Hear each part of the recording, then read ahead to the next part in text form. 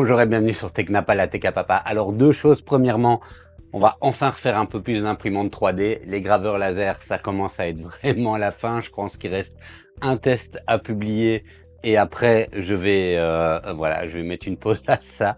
Voilà, c'était le petit message du jour. Et ensuite, vous avez vu là, ouais, je peux me la péter un peu, hein. Allez, merci, ça c'est grâce à vous de me soutenir et de suivre mon contenu. Et on passe à la star du jour, enfin star, je sais pas, hein, mais on passe en tout cas à l'imprimante du jour. C'est ici la Anycubic Cobra 3 Combo, puisqu'elle est fournie avec le fameux AMS d'Anycubic. Et donc, je vais faire un test ici classique de cette imprimante. Et je vais pas me mettre à comparer maintenant le résultat avec, bon, on va le dire clairement, Bambu Lab, hein, puisque on est quand même dans une proposition qui vient essayer de concurrencer Bambu Lab, mais je le ferai dans une prochaine vidéo. J'attends la K2+, normalement Creality devrait me la donner, et j'ai envie de comparer les trois solutions d'AMS qui sont disponibles pour le moment sur le marché grand public, et je ferai ça dans une vidéo ultérieure. Et ce que je ferai, c'est également une vidéo sur Maker Online, hein, qui est l'écosystème un petit peu à la Maker World de Anycubic. Et d'ailleurs, j'ai reçu un de ces kits créatifs de Anycubic, et ben je vais en profiter pour l'imprimer avec, dans le cadre de mon test. Voilà, donc en attendant, n'oubliez pas le pouce, le like et tout ce que vous pouvez pour aider la chaîne. Et on commence avec les caractéristiques. Alors, regardons du côté des caractéristiques. Donc, déjà, on peut voir qu'on a un kit combo. On a également l'imprimante à elle toute seule et un, entre guillemets, AMS depuis l'AMS qui est ici appelé ACE. Alors, si on regarde le combo ici, on voit qu'on a cette espèce d'AMS qu'ils appellent ACE. Hein. Donc, chez eux, c'est le Anycubic Color Engine. Et on a une imprimante Betzlinger qui paraît relativement classique, en tout cas comme ça d'un point de vue esthétique. On a un plateau, il n'y a pas de nivellement, donc c'est un nivellement entièrement automatique. Et je vois ici des tenseurs de Cura pour l'axe Y et pour l'axe X, un petit écran sur le côté et le système avec 4 tubes PTFE qui sortent de la CE. Hein, et c'est compliqué à pas dire AMS, qui sortent de la CE et qui viennent directement ici dans la tête.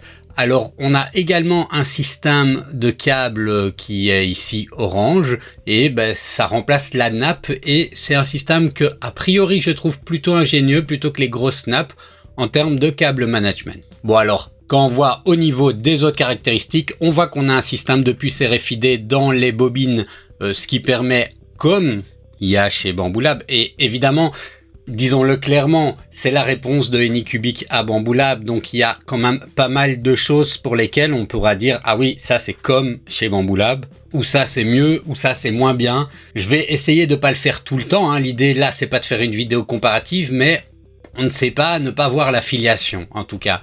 Donc on a ici ce système de puce RFID si vous achetez les bobines de la marque. Ils mettent en avant un partenariat avec l'Institut Pantone pour avoir une gamme de couleurs qui correspond aux couleurs Pantone. Alors ça parle probablement pas aux non-graphistes ou aux non-vidéastes, mais voilà, hein, moi ça me parle. Alors, ils mettent en avant un 600 mm par seconde en vitesse d'impression maximum. Attention, toutefois, il s'agit de vitesse d'impression maximum, théorique et probablement pas recommandé si vous voulez pas flinguer vos moteurs trop vite. Donc moi, en général, avec les vitesses marketing, je divise en deux. Et d'ailleurs, ici, ils le disent, 300 mm par seconde en vitesse d'impression recommandée, ce qui est déjà très bien au demeurant. Alors, en termes de taille de travail, on a du 250 sur 250 sur 260. Il y a un système de compensation des vibrations ou input shaping qui est inclus dedans. Ils mettent en avant que Anycubic a un algorithme très précis pour mesurer la pression dans la buse pour s'assurer une extrusion fluide.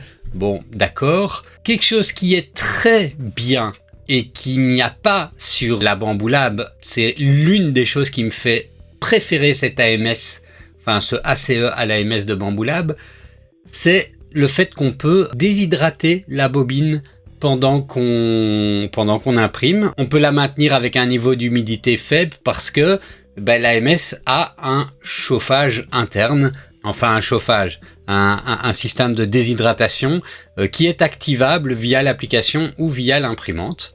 Il y a un système de détection des tangles, donc quand les filaments se bloquent un petit peu, et il marche bien. J'enregistre, j'ai déjà fait un test. S'il m'est arrivé que la bobine vienne un petit peu sortir de son axe et puis vienne comme ça se bloquer, il l'a repéré tout de suite et ça n'a pas eu d'impact sur la pièce. Alors on peut évidemment utiliser cette imprimante sans le système multicouleur. Alors ils mettent en avant un auto-leveling avec un auto-Z offset, donc on n'a strictement rien à faire.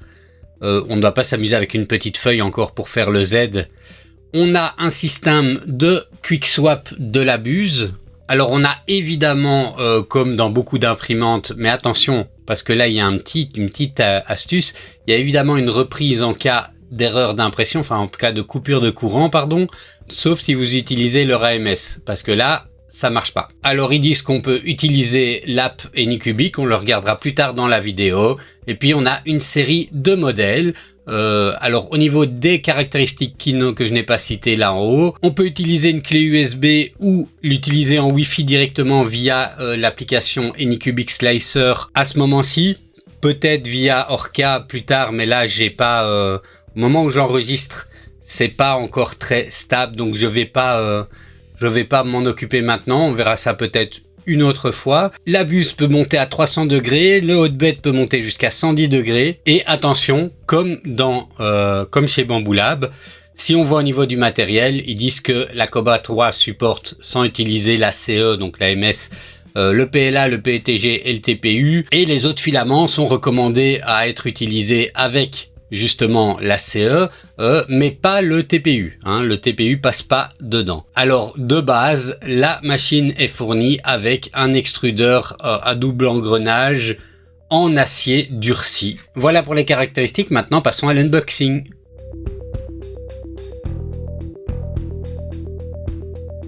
Alors, bon, ce que je vais déjà commencer par faire, c'est sortir le sachet, et on a donc tout qui est dans beaucoup de polystyrène. Alors il vaut mieux, évidemment. On a ici, ça change un petit peu des unboxings, je trouve, où on n'a pas tout qui est placé comme ça dans une boîte. Voilà, on a ici le petit manuel qui est en anglais et qui il paraît assez clair. Je vous dirais, s'il n'est pas clair et s'il ne convient pas au moment du montage, je vous le dirai, mais a priori il paraît assez clair.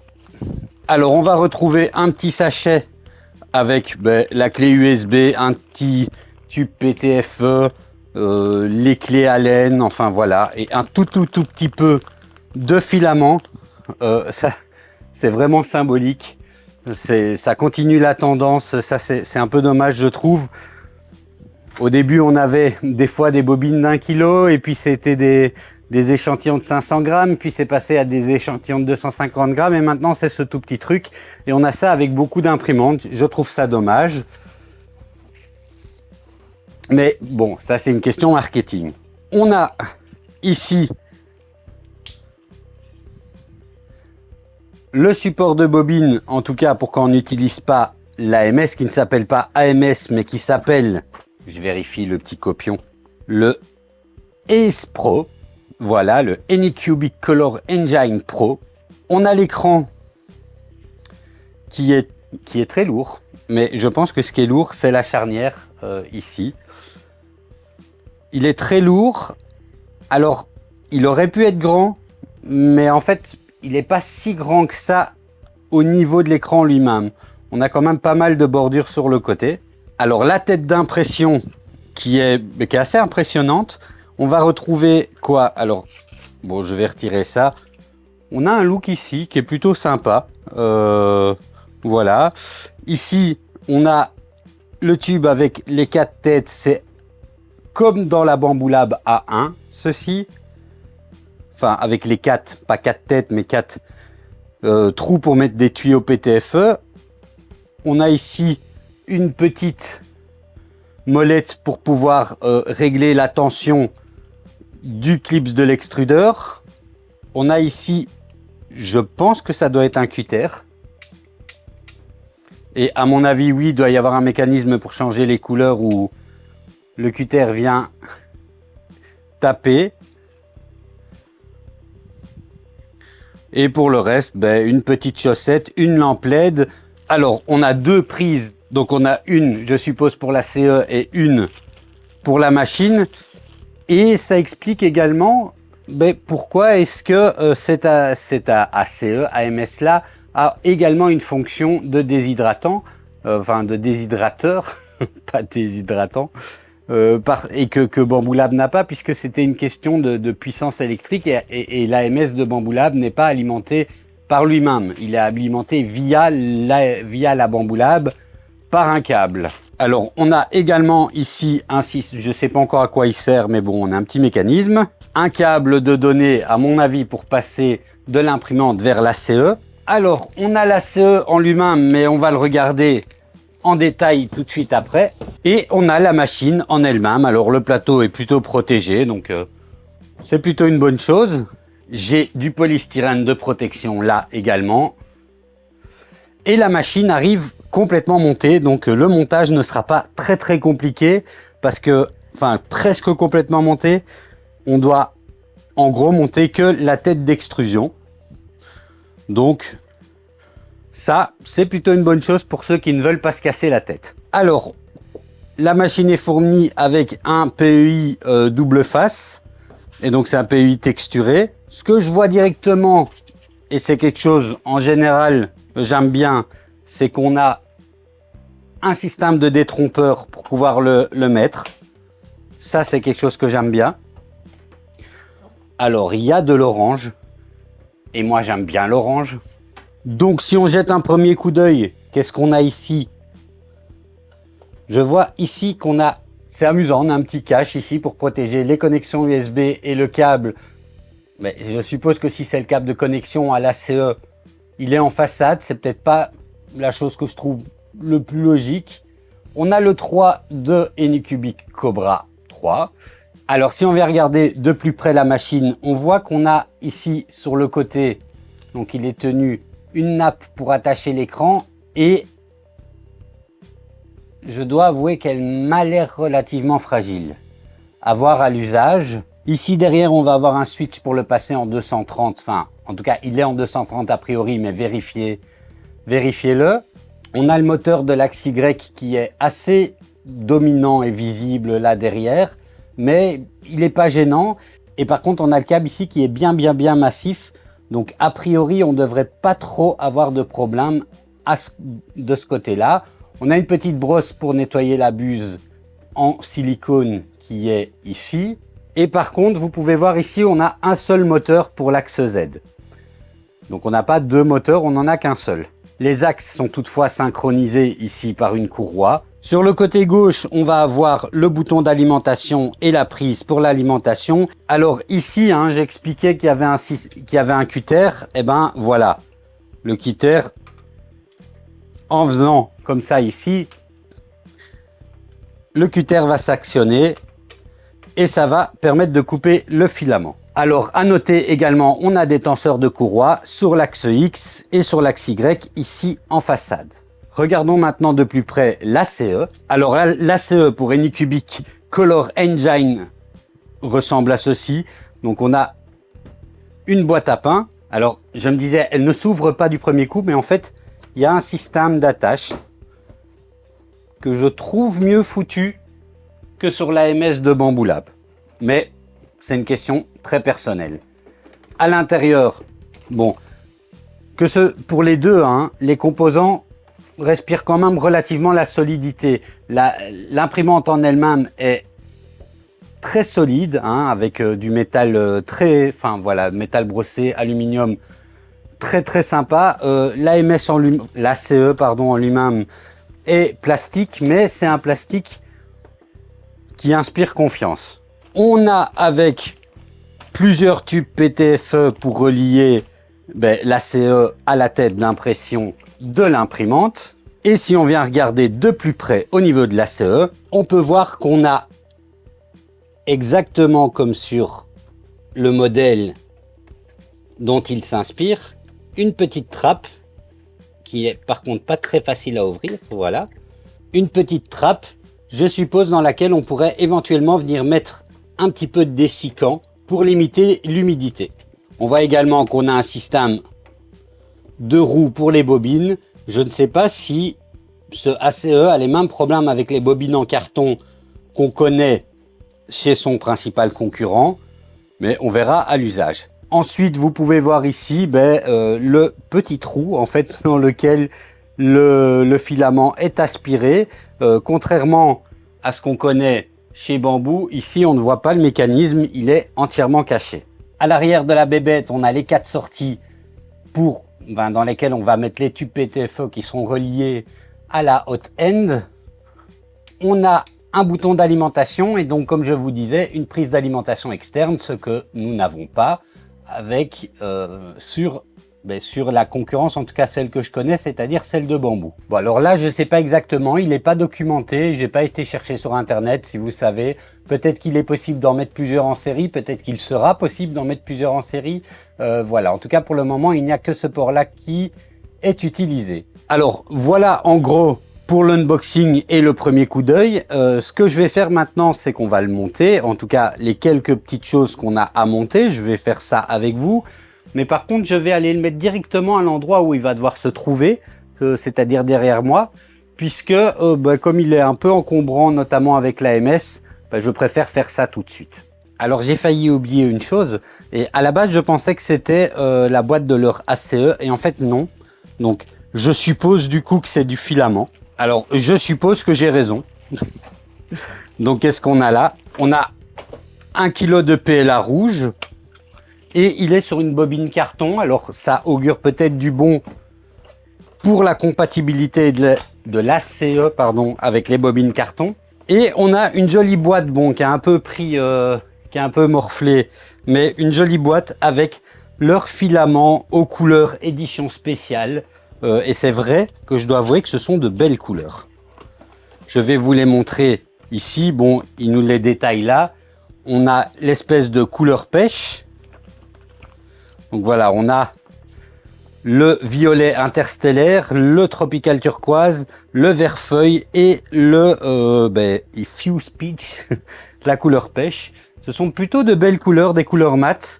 Alors la première étape va consister à venir fixer littéralement, donc visser la tête. Et donc je trouve qu'il est bien ce câble. Je pensais en premier lieu que c'était un câble pour connecter à l'ACE. Mais en fait, non, c'est la nappe, entre guillemets, de connexion à la hot end. Et je trouve que ce format-là est plutôt bien. Donc la première chose qu'on va avoir à faire, c'est prendre ceci et venir le fixer là-dedans. Voilà. Et on va devoir visser ici pour que ça tienne bien. Alors pour ça, c'est bien indiqué également les petits sachets avec les étapes et la vis qu'on doit utiliser. Donc ici, c'est for print head cable. Et voilà, au moins là, on est certain qu'il ne va pas se détacher. Et ensuite, on va venir attacher la tête d'impression ici. Alors pour ceci, c'est pas dur, on a des vis à visser à l'arrière. Et Anycubic nous facilite la tâche puisque vous voyez, ils indiquent entouré de blanc là où on va devoir visser, avec toujours le sachet où il est indiqué l'étape, ici étape 2.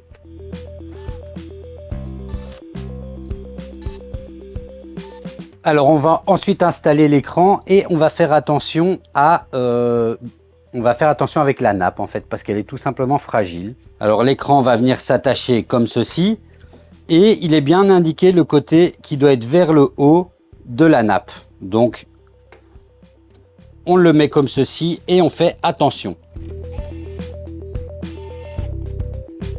Voilà, une fois que c'est fixé, vous voyez qu'on a un système qui nous permet de faire pivoter l'écran. Mais pour moi ici, c'est un point faible de la machine, c'est cette nappe. Elle va se décrocher facilement et elle semble vraiment très fragile. Ensuite, l'étape suivante consiste à venir brancher le câble qui va alimenter l'axe X. Et donc, c'est ce câble-ci.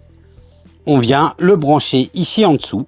Au niveau du moteur, on a un petit connecteur. Voilà, comme ceci. Vous voyez qu'ici, c'est pas très beau et ça tient pas bien, mais ils y ont pensé, hein, puisqu'il y a un petit connecteur pour attacher le câble à venir fixer ici. Le connecteur est celui-ci. Alors là, rien de vraiment sorcier. On vient le glisser ici dedans, comme ceci, de manière à ce que ce soit mis comme cela. Et ensuite, le câble, vous voyez, on a ici un petit espace. On vient le fixer comme ça.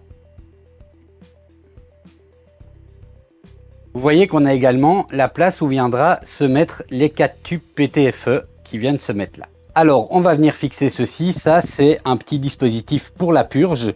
On doit venir le fixer ici, hein, sur le côté de l'écran. Donc ici, l'imprimante est retournée. Du côté de l'écran, au niveau du tenseur de courroie. Et on ne peut pas vraiment se tromper parce qu'il y a vraiment des trompeurs de partout. On en a une à fixer là et la seconde à fixer par ici en dessous. Alors ceci, hein, en fait, c'est pas très compliqué du tout. C'est le système pour fixer le support de bobine si on n'utilise pas le système ACE. Et donc évidemment, il vaut mieux mettre ça de ce côté-là.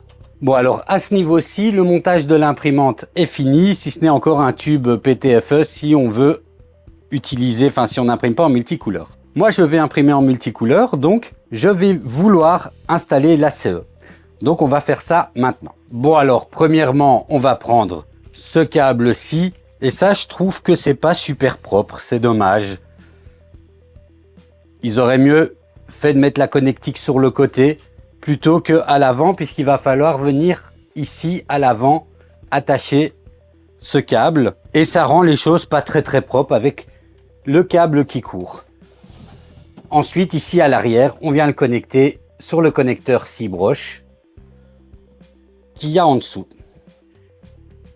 Première étape. Ensuite, on va installer les tubes PTFE qu'on va faire passer là-dedans et puis installer dans les têtes. Pour ça, on reprend les tubes PTFE qui étaient fournis avec l'ACE. Premièrement, on le met dans une des têtes.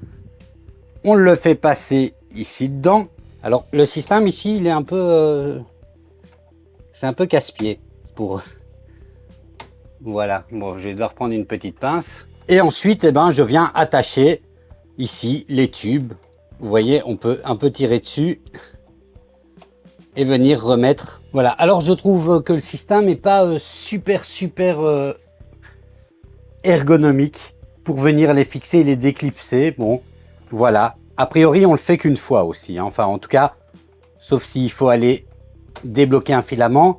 Mais a priori, on le fait pas 50 000 fois. Et voilà, c'est fait. Et c'était pas une mince affaire. Bon, on va évidemment devoir venir le brancher. Et voilà, le montage est fait. Alors, on va l'utiliser, hein. Premièrement, ce qu'on va faire, c'est regarder l'interface. Je sais qu'au moment où je filme, il y a une mise à jour, un nouveau firmware qui est sorti hier ou avant-hier. Donc, je vais également l'installer. Puis, ça sera l'occasion de vous montrer la procédure d'installation du firmware. Et puis, on testera tout ça. Alors, bon, voilà, au démarrage, ce que ça donne, on a le choix entre deux langues, l'anglais et le chinois. Je vais mettre de l'anglais. On nous demande une aire, donc une zone, je vais mettre global. Il va me demander de renseigner un Wi-Fi. Alors, par contre, ici, va falloir faire comme sur les téléphones à l'ancienne. Il est connecté au Wi-Fi. Je fais Next. Il va maintenant me demander de me connecter à l'app Anycubic. Si vous ne l'avez pas encore, c'est pas très dur, hein, c'est l'app Anycubic, hein, tout simplement, dans l'App Store, Android ou iOS. Il va vous demander un compte, donc vous devrez vous loguer avec un compte. Et voilà, une fois que je suis connecté, je viens simplement rajouter une imprimante. Donc je clique sur Add Printer. Je choisis mon modèle, c'est une Anycubic Cobra 3. Je clique sur Scan et je viens simplement scanner le code barre. Et il la trouve. Je vois ici que j'ai différentes options. Donc j'ai mon imprimante et on voit tout de suite qu'il me dit qu'il y a un firmware qui est disponible là en haut. Donc je vais mettre Go No et je vais pouvoir faire la mise à jour du firmware directement depuis l'application. Donc là, je vais attendre parce qu'en fait, il m'a mis un message disant qu'il ne pouvait pas faire la mise à jour tant qu'elle était occupée. Et en fait, elle était occupée avec son premier démarrage. Donc, je reviens là, ici, hein, et c'est ce que vous devrez faire aussi quand vous vous occuperez de la machine. Ben, c'est attendre d'avoir fait la première mise en route où il fait les self-tests, etc. avant de lancer la mise à jour de la machine. Alors, comme vous le voyez maintenant, il va faire son auto-leveling, il préchauffe la tête à 170 degrés et puis après, il va faire ses petits points de mesure. Donc là, maintenant, ce qu'il fait, c'est le test de détection de la résonance. Il nous demande de ne pas toucher à l'imprimante. Alors voilà, une fois qu'il a fini, hop, on va pouvoir revenir prendre le téléphone et faire la mise à jour. Je conseille de la faire tout de suite parce qu'elle a quand même apporté pas mal de résolution à des problèmes. Je viens donc cliquer sur Update et il fait la mise à jour tout seul comme un grand. Et voilà, maintenant il est à jour, l'imprimante a redémarré. Je vois ici que le petit menu, enfin que le petit bandeau qui me disait que l'imprimante n'est plus à jour a disparu. Alors, avant de retourner sur l'interface, on va continuer à regarder un petit peu l'application ici. Donc l'application nous permet de gérer notre imprimante tout simplement. Elle va nous prévenir quand un print est terminé. Et ici, je la découvre, donc j'ai pas encore chargé de documents ou quoi que ce soit dedans. Mais on a les détails, par exemple, de nos filaments si on a la CE Pro qui est allumée. Alors je vais l'allumer. Donc là, vous voyez, il s'est allumé et la machine me propose une mise à jour du firmware de la CE Pro. Donc, on va la faire au passage. Alors, vous voyez ici à nouveau sur l'application qui me dit que c'est occupé. Et on va pouvoir avoir une gestion de nos filaments directement via cette application également. On peut également activer l'option Auto Refill. Alors, Auto Refill, c'est quoi? C'est c'est un petit peu comme chez Bamboo. Si par exemple vous mettez plusieurs filaments de la même couleur, 4 bobines de noir, eh ben il peut se servir, ou ça marche même avec d'autres couleurs, il faut juste un peu lui dire que c'est bon, il peut se servir du slot 2 par exemple quand le filament est terminé dans le slot 1 pour continuer son impression sans devoir nous-mêmes manuellement changer de filament. Donc ça c'est plutôt intéressant comme fonction. Alors là, pour le moment, vous voyez que je n'ai encore rien mis dans la CE, puisque voilà, j'ai rien mis dans la CE. Et on voit ici qu'on n'a rien dans la CE.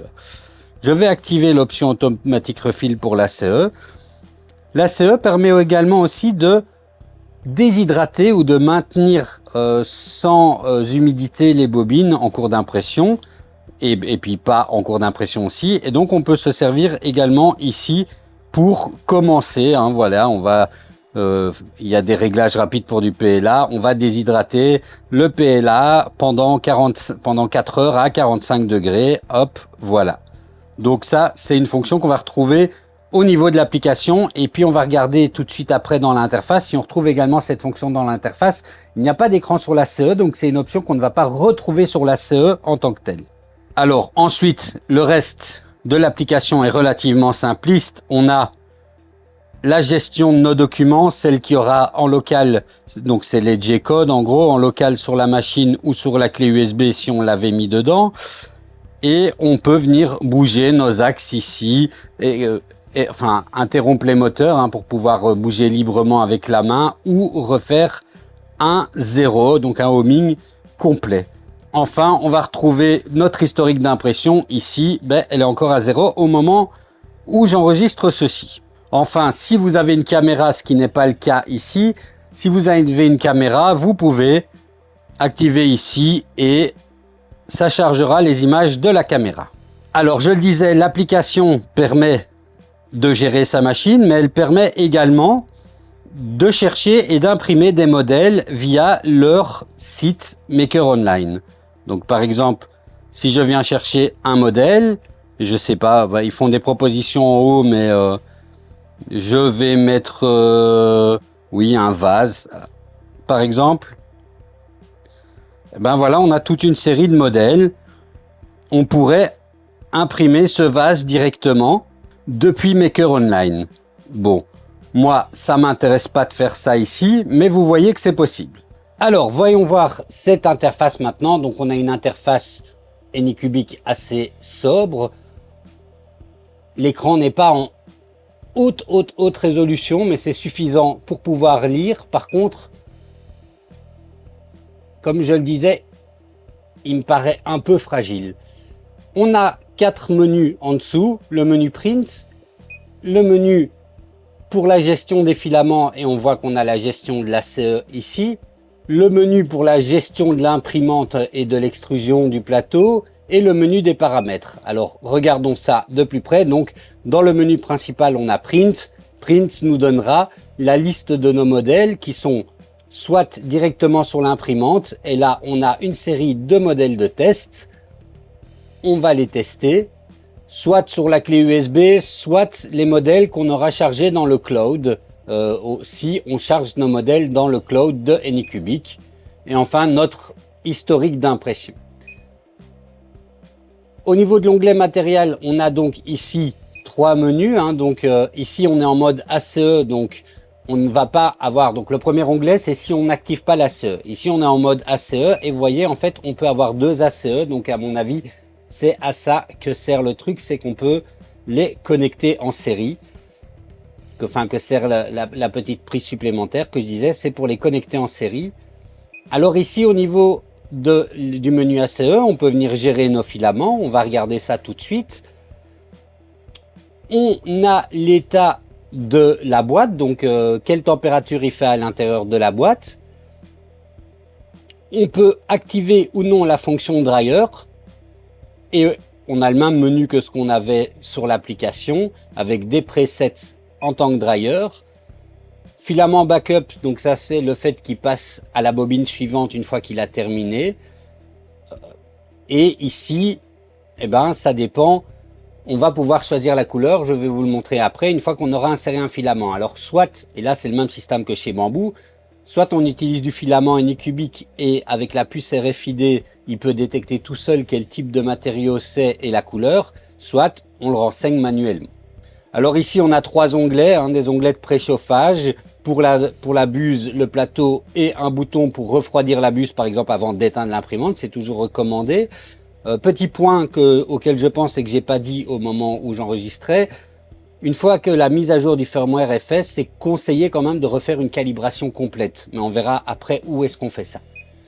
Alors, l'onglet mouvement dit bien ce que ça dit. C'est l'onglet pour bouger les axes, le plateau, etc. Et l'onglet calibration, c'est justement dans cet onglet-là qu'on va refaire une calibration complète. Et bien ici, comme j'ai fait la mise à jour du firmware, je ferai vraiment la calibration complète, c'est-à-dire l'auto-leveling, les compensations de vibration et le PID. Enfin, on a le menu des paramètres dans lequel on va retrouver des options pour l'imprimante, par exemple désactiver le son qui me casse les pieds, voilà. Le détecteur de fin de filament, allumer ou non la lumière au niveau de la buse. Et on a également normalement un détecteur de bruit de courroie. Et on peut avoir une détection AI, mais pour ça, il faut une caméra et je n'en ai pas dessus. Alors, on a des options pour les ventilateurs. Savoir après combien de temps l'écran s'éteint tout seul. Donc ça, il y a une extinction automatique de l'écran, je ne savais plus le dire. Au niveau du cloud, c'est pour se réassocier au cas où on avait besoin. On peut venir changer la langue, mais on n'a toujours que l'anglais et le chinois. Et on a les informations de la machine ou de la CE. Donc voilà pour l'interface. Je vais mettre du filament comme ça, on le voit. Et après, je referai la calibration complète comme je l'ai dit. Et on va passer sur l'ordinateur, voir ce qu'il y a sur la clé USB et regarder le slicer d'Anycubic et faire un ou deux petits tests d'impression. Alors, pour charger l'ACE, c'est compliqué à pas dire AMS. Donc pour charger l'ACE, c'est pas compliqué. Je l'ai dit avant, mais on a ici une petite puce RFID. Et donc si on utilise du filament de Anycubic, il va a priori reconnaître tout seul. Alors, on va le tester. Donc je viens couper à 45 degrés pour faciliter l'insertion. Et je viens simplement venir le mettre dedans comme ceci. Et il le prend tout seul. Je vais charger les 4 bobines comme ça et on verra après sur l'écran s'il a bien vu ce qu'il devait voir.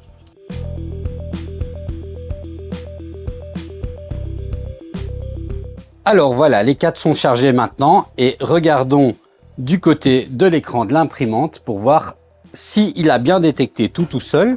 Alors effectivement, on voit qu'il a chargé les bonnes couleurs. C'est du PLA pour les 4 et les couleurs sont bonnes pour les 4. Et si je clique là, qu'est-ce que je peux faire? Hop. Ah bah, vu qu'il les a détectés, on ne peut pas les modifier nous-mêmes. Alors voilà maintenant, pour le filament, je vais prendre la petite clé USB, on va passer sur l'ordinateur et je vais regarder ce qu'il y a sur la clé USB. Et puis on va regarder un petit peu le fameux Anycubic Slicer qui est conseillé pour le moment pour utiliser toutes les fonctionnalités de la machine. Alors qu'est-ce qu'on a sur la clé USB? On a 2 dossiers, et c'est le même contenu, soit en chinois, soit en anglais. Alors on va retrouver le manuel utilisateur, qui est le même que celui qu'on a en version imprimée, mais ici en version PDF. Et on va retrouver Anycubic Slicer en version Windows et Mac. Et c'est bien parce que je suis sous Mac. Donc je vais l'installer et je vais aller voir s'il n'y a pas une version plus récente. Alors voilà, sur le site de Anycubic, on a également les fichiers et je vois que la version 1.4.2 est la dernière version en date sur leur site. Donc je vais l'installer alors. Je vais juste regarder une chose. On a donc bien une application qui est émulée par Rosetta sur les Mac M1, M2, etc. Puisqu'on est sur une application Intel. Ce qui veut dire qu'il peut y avoir un petit risque de perte de performance quand on est sous Mac avec cette application. Donc on va voir si c'est le cas à l'utilisation. Alors c'est amusant puisque là il me propose une mise à jour dans la version 1.4.4 qu'il n'y avait pas sur le site. Donc ce serait bien qu'ils mettent à jour leur site, mais on voit que la mise à jour elle est du 12/7, donc c'est assez récent. Je vais faire update. Alors voilà, maintenant que j'ai fait la mise à jour, il me propose maintenant ici d'envoyer des données anonymes, ce que je n'accepte pas, de choisir mon imprimante. Je vais choisir ici la Cobra 3. Je peux choisir certains types de filaments. Alors, on peut avoir des génériques. Bon, je vais tout laisser.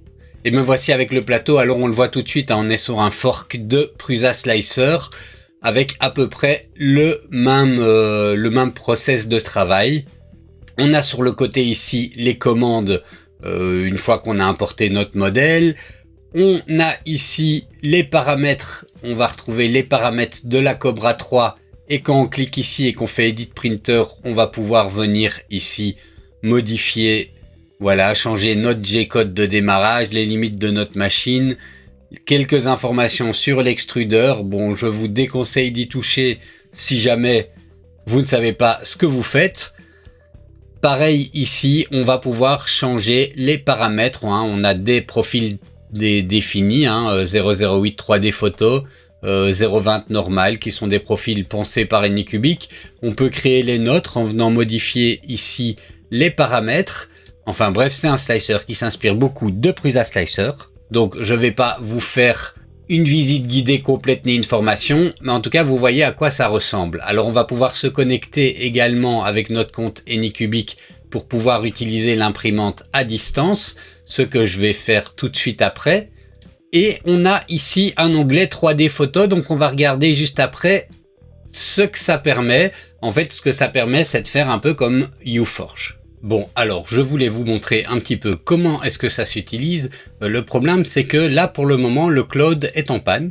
Et je ne sais pas me connecter, et donc je n'ai pas accès à toutes les fonctionnalités, comme par exemple avoir accès à la machine directement depuis le slicer, ni au cloud, puisqu'il y a moyen de se connecter au cloud, mais là, il veut pas. Donc et j'ai été vérifié, il y a un problème pour le moment avec le cloud. Alors, je peux l'utiliser à l'ancienne avec une clé USB, etc. Mais je ne vais pas le faire maintenant, parce que j'ai quand même envie de pouvoir gérer tout ça. Donc, je reviendrai plus tard quand le cloud refonctionnera. Et on va aller tester une impression directement depuis la machine avec les fichiers test qui sont sur la machine.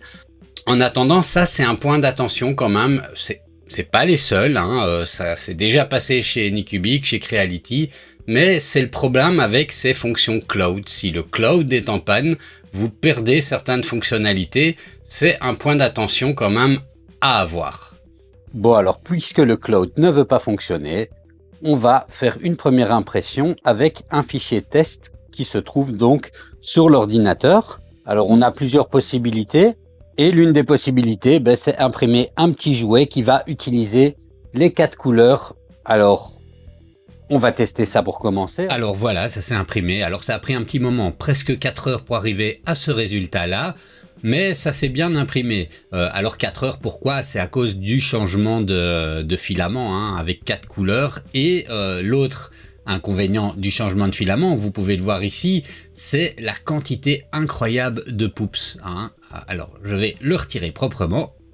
Donc voilà, hein, la précision géométrique y est, ça tourne, il est beau, hein, les couleurs là sont plutôt belles je trouve, mais par contre vraiment on a énormément de poups. Alors je vais les peser, hein, l'objet en lui-même fait 40 grammes, je vais peser le nombre de poups qu'on a. Bon alors évidemment ça fait beaucoup, mais il faut garder à l'esprit qu'il s'agit ici du fichier test et que quand on slice nous-mêmes, on peut régler des paramètres pour réduire la quantité de volume purgé. Et ça dépend aussi de la manière dont les couleurs sont faites. Si vous avez beaucoup de changements de couleurs et qu'il a besoin de purger à chaque fois, parce que voilà la manière dont est orienté le modèle et tout ça, vous pourriez avoir vraiment beaucoup. Avec certains autres modèles, on peut avoir beaucoup moins de purge. Bon, alors le cloud est revenu quand même assez vite et ça me permet de vous montrer l'onglet Workbench qui est l'onglet qui permet d'avoir accès aux informations en temps réel sur l'imprimante.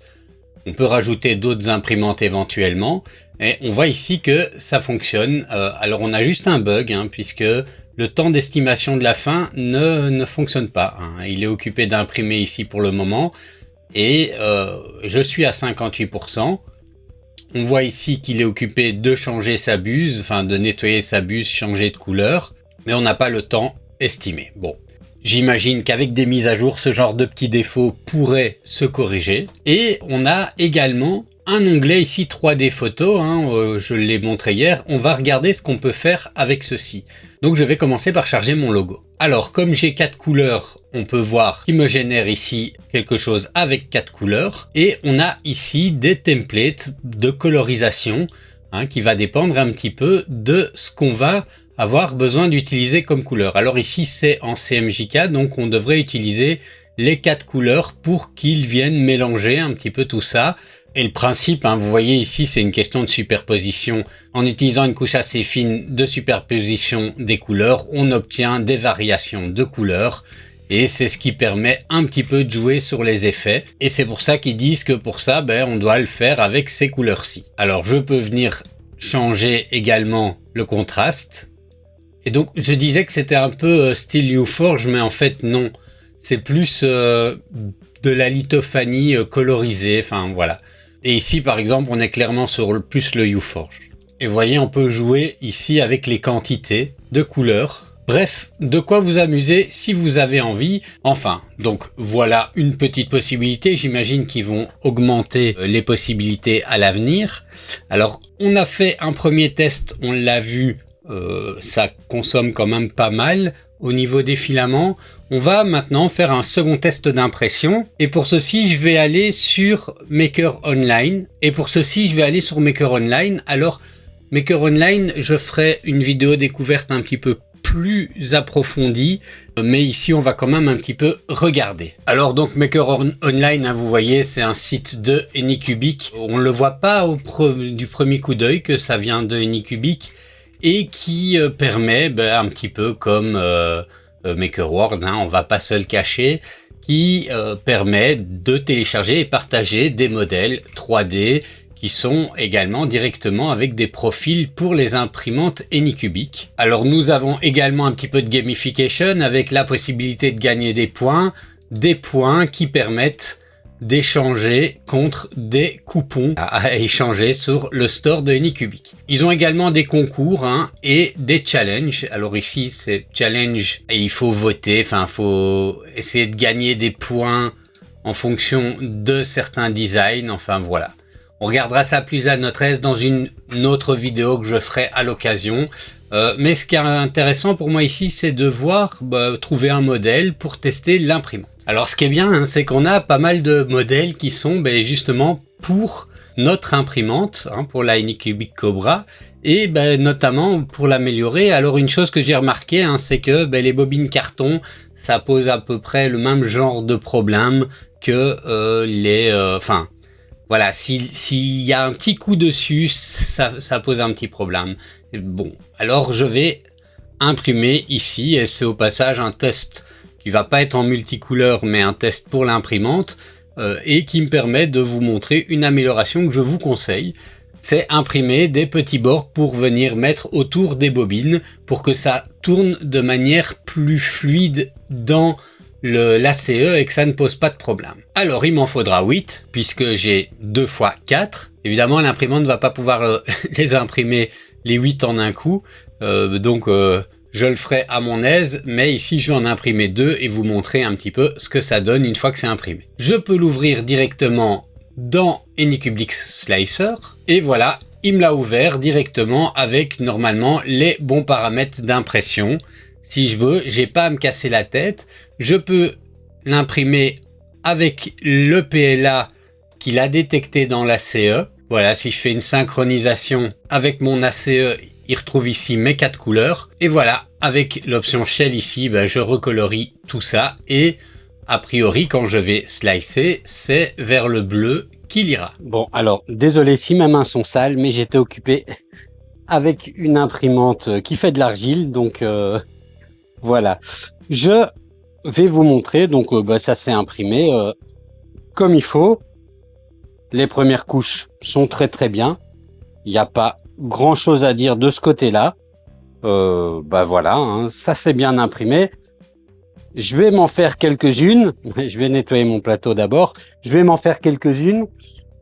Comme ça, je vous dirai également si ça améliore, parce que j'ai quand même eu 2 ou 3 fois des blocages à cause du fait que le roulement des bobines en carton, comme il y a un petit coup dedans, ça va pas. Donc je vais voir si ça améliore les choses. Je passe au troisième test après, c'est-à-dire l'impression des pièces pour ce kit que je construirai. Alors je vous disais en début de vidéo que Anycubic m'avait envoyé un de leurs créatifs kit modèles, hein, et celui que j'ai reçu, c'est celui-ci, hein, Star Tunnel Infinity Mirror. Alors voilà, on a quelques kits qui sont rigolos, un chargeur de téléphone, de quoi faire des sabres laser qui brillent, des lampes LED, enfin bref, voilà, hein, différentes choses sympas. Et donc moi j'ai eu ceci, le Star Tunnel. Et donc la boîte que j'ai reçue, c'est toute la partie électronique et il va falloir imprimer. Et je vais donc imprimer les parties. Alors je vais l'ouvrir dans Anycubic Slicer.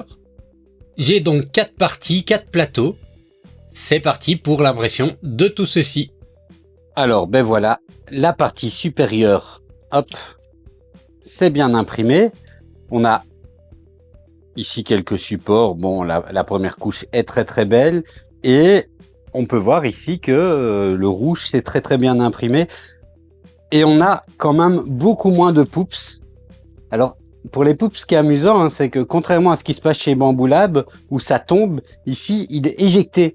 Vraiment, il s'éjecte, paf. Donc, si jamais on fait une poubelle, ça sert à rien de la mettre ici en dessous. Il faut mettre une poubelle avec un mur qui vient ici, comme ça, quand ça s'éjecte, ting, ça retombe dans le mur. Bon, bref, c'est rigolo.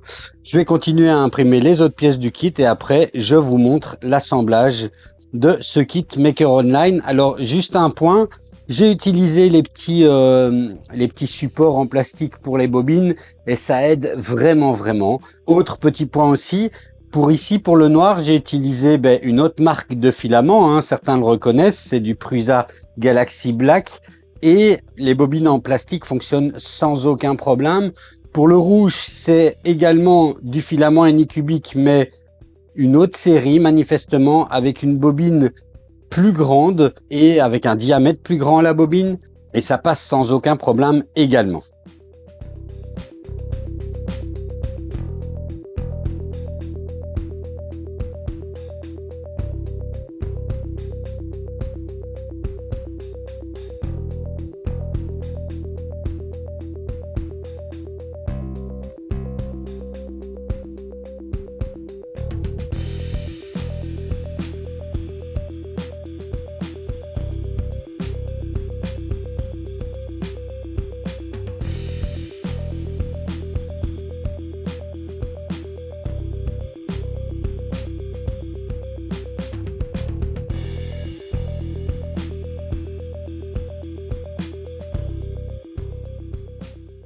Globalement, je vais dire très simplement, j'aime beaucoup l'AMS, j'aime bien comment il fonctionne. La Cobra 3 en elle-même fonctionne bien, elle casse pas des briques ou trois pattes à un canard ou toute l'expression que vous voulez. Elle a rien de révolutionnaire, mais elle fonctionne bien. La mise en œuvre est rapide. L'AMS à ce niveau-là, ce que j'aime beaucoup, c'est le déshydrateur intégré. Je trouve que la manière de l'utiliser est un petit peu plus fluide que ce qu'on a pu trouver chez Bamboo. Toutefois, on a les mêmes soucis qu'avec Bamboo, notamment sur les bobines cartonnées. J'ai eu pas mal de fois des petits étranglements de filaments, en tout cas avant que j'imprime les petits trucs sur le côté. Donc que vous voyez dans la vidéo, je perds mes mots, mais c'est pas grave, avant que je les imprime. Mais par contre, quand c'est arrivé, les petits étranglements là, la machine a bien détecté qu'il y avait un petit étranglement en cours, donc le système anti-tangle, et j'ai pu continuer mon impression sans aucun problème. Ça a évidemment pris un peu plus de temps, puisque il a fallu 1 heure pour que je m'en rende compte, parce que j'avais oublié de mettre les notifications sur l'application. Sinon, l'application vous le signale également. Donc ça, c'est plutôt pas mal. J'avais été plutôt mitigé de la Cobra 2, et je trouve que même en tant que machine solo, on a une proposition qui est vraiment pas mal. Alors, évidemment, la question que tout le monde va soulever, c'est le prix, et vous avez raison de le soulever. Je trouve que c'est pas déconnant pour la machine tout seul. Je trouve que le prix du combo n'est pas déconnant non plus. Par contre, et ça c'est vrai, la concurrence est dure avec la A1 de chez Bamboo, parce que la A1 a fait ses preuves et offre à peu près la même chose. Sauf que moi personnellement, j'aime pas du tout la MS Lite de la A1 de chez Bamboo. Pour tout le côté écosystème et tout ça, on voit qu'Anycubic essaye de faire quelque chose. Peut-être que ce sera le cas à l'avenir, mais pour le moment, c'est pas encore au niveau de ce qu'il y a sur la concurrence. Je parle de Maker Online par rapport à Maker World. Bon, d'ailleurs, les noms sont assez proches. Mais en tout cas, ça évolue bien. Et par contre, les kits créatifs, j'adore ceux d'Anycubic. Ceux de Bamboo sont plutôt sympas, mais sans plus. Ceux d'Anycubic, je les trouve vraiment sympas. Et j'ai vraiment apprécié de faire ce kit Stargate. Donc voilà, c'est pour moi une bonne expérience. D'ailleurs, en général, quand mes vidéos sont très très longues, c'est que j'ai apprécié, parce que j'aime prendre du temps avec. Quand je me suis emmerdé avec une machine, j'ai tendance à un petit peu couper court. Et ici, voilà, la vidéo est longue, elle va faire à peu près 1 heure, je pense. C'était une bonne expérience pour moi. Voilà, allez, je vous remercie d'avoir regardé cette vidéo. N'hésitez pas à mettre un commentaire, tout ça, à dire tout ce que vous en pensez. Et je vous dis à la prochaine.